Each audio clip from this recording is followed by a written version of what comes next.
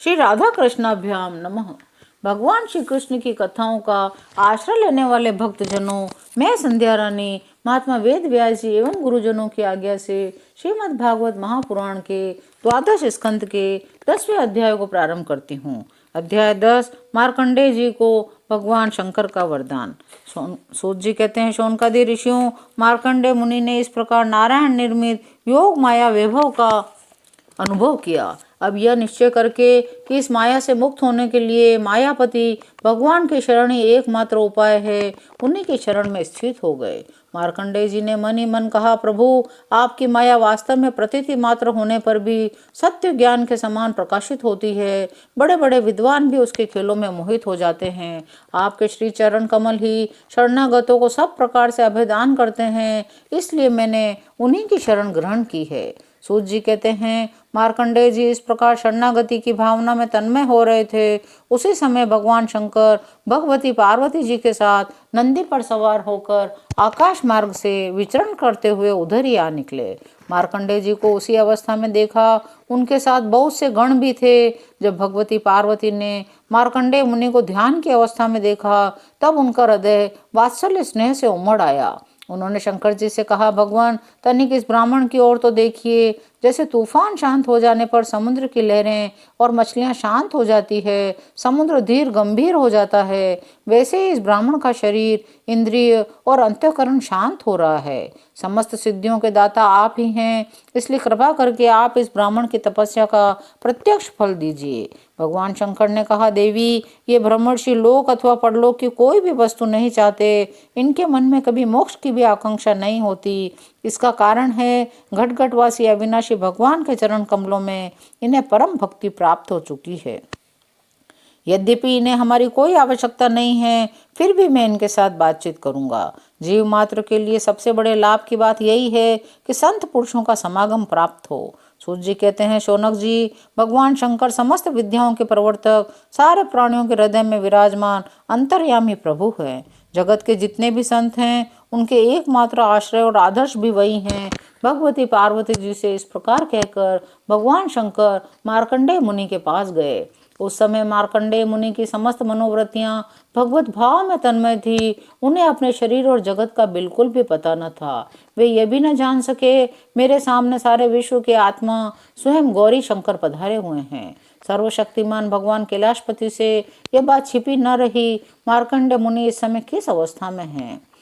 जैसे वायु अवकाश के स्थान में अनायास ही प्रवेश कर जाती है, वैसे ही वे अपनी योग माया से मार्कंडेय मुनि के हृदयाकाश में प्रवेश कर गए। मार्कंडेय मुनि ने देखा उनके हृदय में भगवान शंकर के दर्शन हो रहे हैं। शंकर जी के सिर पर बिजली के समान चमकीली पीली पीली जटाएं शोभायमान हो रही हैं। 3 नेत्र, 10 भुजाएं, लंबा तगड़ा शरीर, शरीर पर बाघंबर धारण किए हुए, हाथों में शूल, खटवांग, ढाल, रुद्राक्ष माला, डमरू, खप्पर, तलवार और धनुष लिए हैं। मार्कंडेय मुनि अपने हृदय में अकस्मात भगवान शंकर का यह रूप देखकर विस्मित हो गए।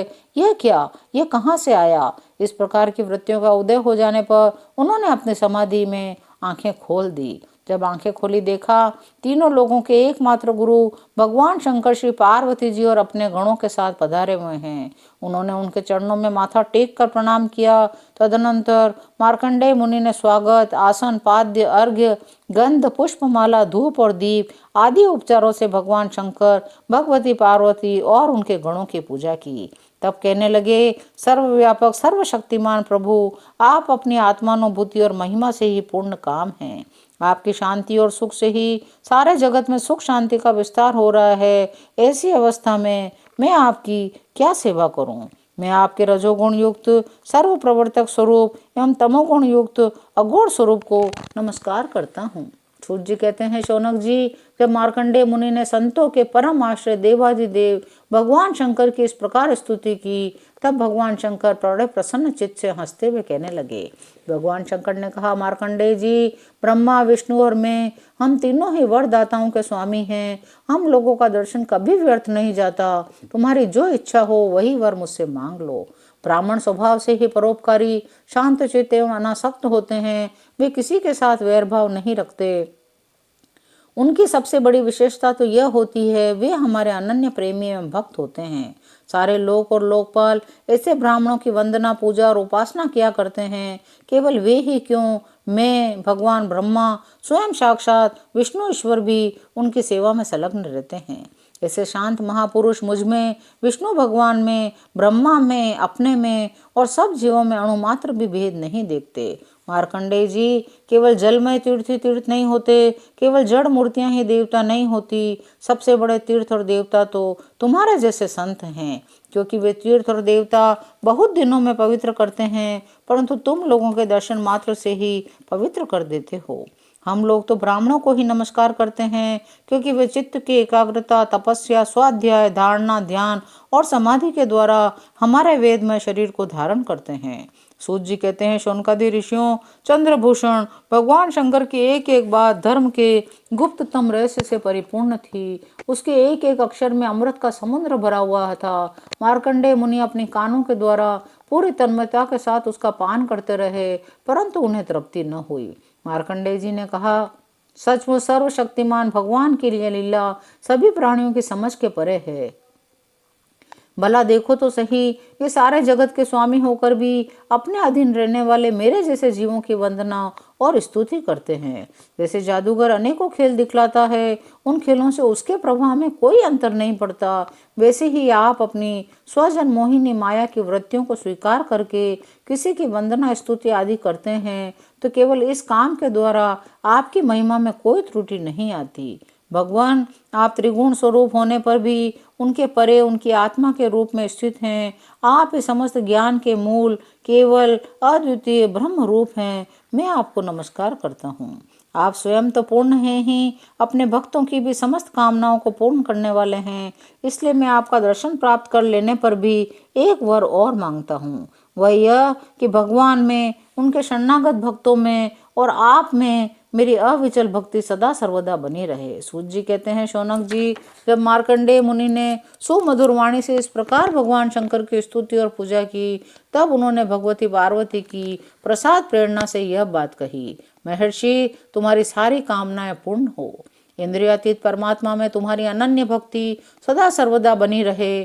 कल्प पर्यंत तुम्हारा पवित्र यश फैले, तुम अजर एवं अमर हो जाओ। तुम्हारा ब्रह्म तेज सर्वदा अक्षुण्ण रहेगा। तुम्हें भूत भविष्य वर्तमान के समस्त विशेष ज्ञानों का एक अधिष्ठान रूप ज्ञान और वैराग्य युक्त स्वरूप स्थिति की प्राप्ति हो जाए। तुम्हें पुराण का आचार्य तत्व भी प्राप्त हो।